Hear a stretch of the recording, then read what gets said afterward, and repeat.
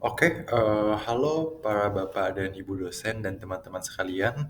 Perkenalkan, nama saya Brian Chandra dengan NPM 21067066634. Dan di sini saya akan mempresentasikan tentang laporan akhir saya pada magang MSIB batch 6 di Sekretariat Jenderal Pendidikan Tinggi sebagai posisi Data Scientist Intern di Project PDDikti.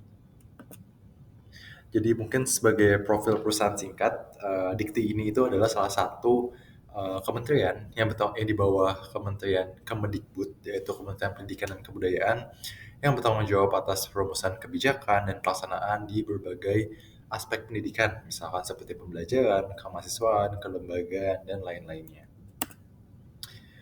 Dan untuk posisi saya sendiri di magang PDDikti ini, saya ditempatkan sebagai posisi data scientist di mana saya diberikan dua proyek utama, yaitu tentang question answering system dan yang kedua tentang recommendation system.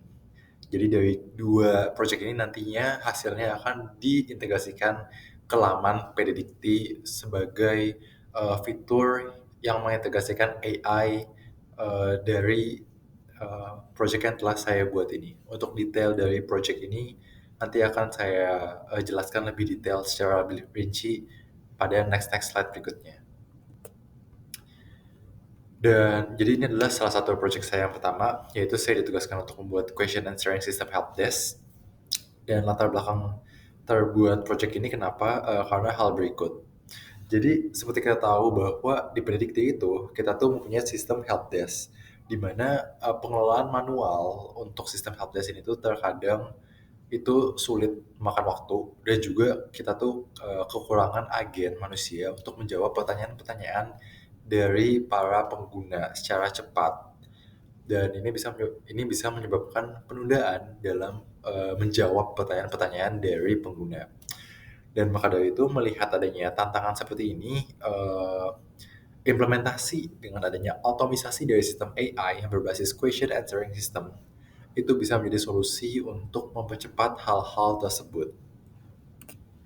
Dan untuk latar belakang project yang kedua, yaitu tentang sistem rekomendasi pada prodi atau program studi suatu universitas. Jadi terkadang siswa, apalagi yang baru lulus SMA atau mungkin SMK, itu terkadang mengalami kesulitan dalam mengambil keputusan tentang jurusan apa yang seharusnya saya ambil ke depannya. Dan terkadang pendekatan tradisional, misalkan seperti mengikuti preferensi dari teman, orang tua, atau melihat berdasarkan nilai SMA atau SMK saja, itu tuh tidak cukup untuk menilai sebenarnya apa yang individu itu mau, apa yang sebenarnya individu itu ingini, apa yang dia aspirasi, apa yang dia minat, dan sebagainya. Oleh karena itu, dibuatlah suatu sistem rekomendasi yang dipersonalisasi sesuai dengan mahasiswa tersebut supaya ini bisa menjadi inovasi untuk merekomendasikan jurusan apa yang sebenarnya bisa menjadi kandidat untuk siswa dari preferensi yang siswa maukan. Ini termasuk dari segi lokasi, biaya, preferensi, minat bakat, dan sebagainya. Jadi harapannya dengan sistem ini bisa membantu calon mahasiswa baru untuk menentukan jurusan dan universitas yang ia minati. Dan berikut untuk teknologi yang digunakan pada project ini itu mainly menggunakan bahasa pemrograman Python. Dan di sini kita menggunakan beberapa bawaan dari library yang ada dibungkus di dalam Python sendiri. Itu ada dari ChromaDB. ChromaDB itu merupakan salah satu library yang digunakan untuk menyimpan database berbentuk vektor. Karena data nanti itu bentuknya kita bukan simpan sebagai teks lagi, tapi sebagai vektor supaya lebih akurat dalam memperhatikan konteks dari suatu kata.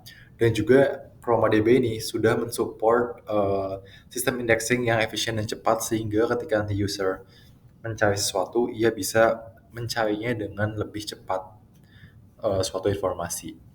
Dan berikutnya kita juga gunakan Hugging Face, di mana ini merupakan salah satu platform yang menyediakan banyak open source library mulai dari large language model sampai ke tahap sentence embedding dan model-model lainnya.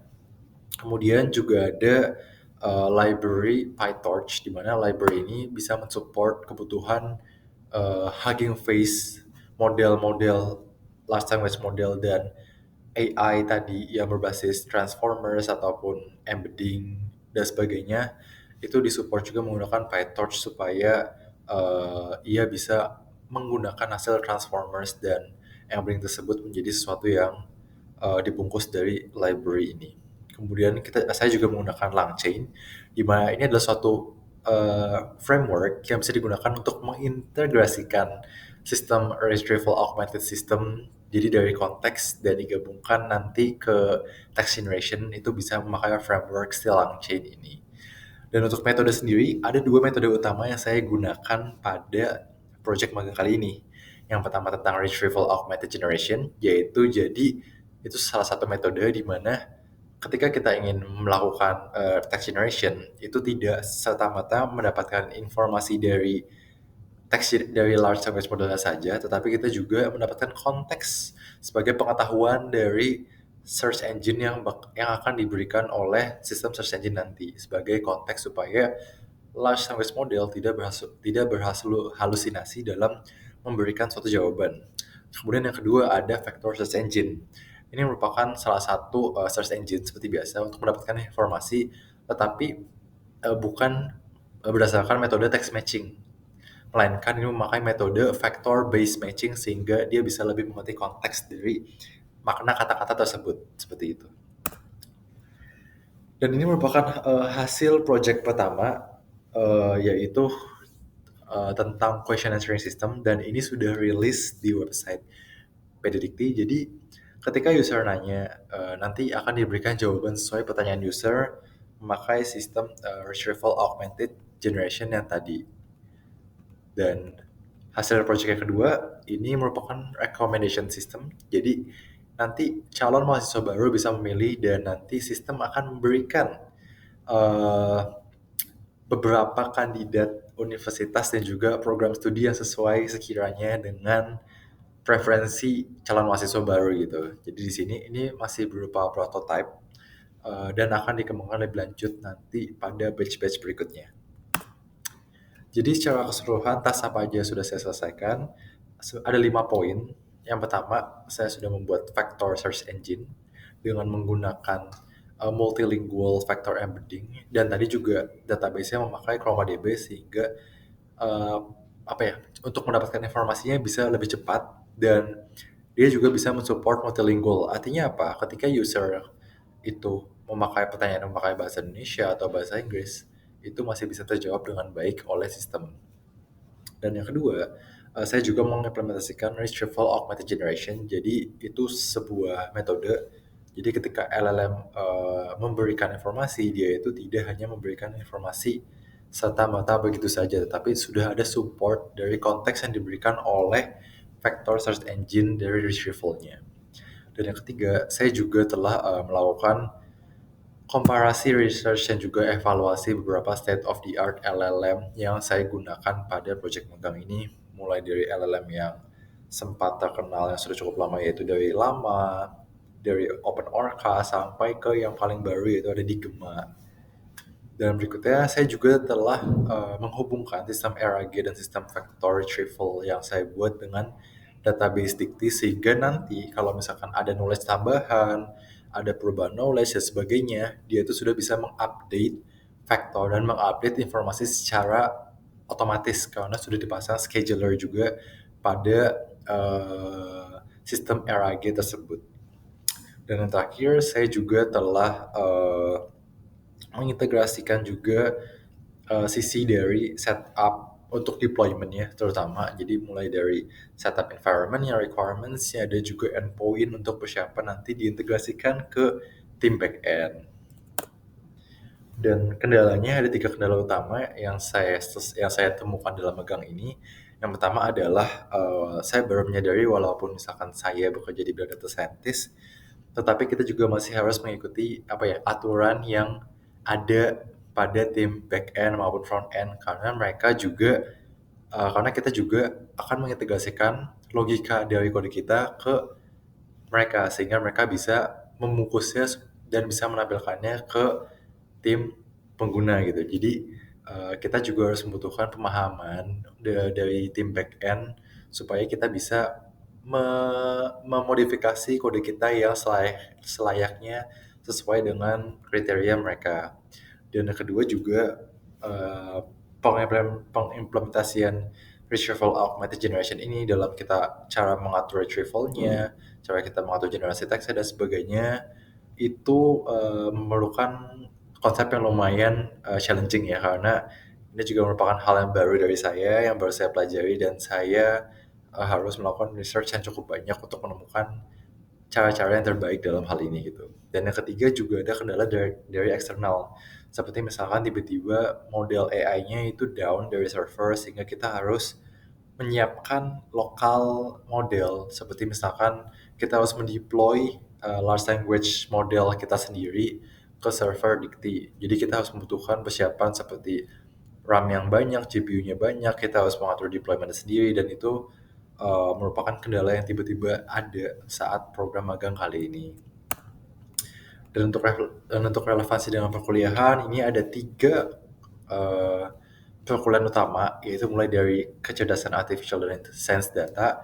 Di sini saya menggunakan ilmu dari misalkan visualisasi data, text processing, terus juga modeling, evaluasi, dan beberapa konsep dasar artificial intelligence dan science data lainnya ke dalam project magang kali ini.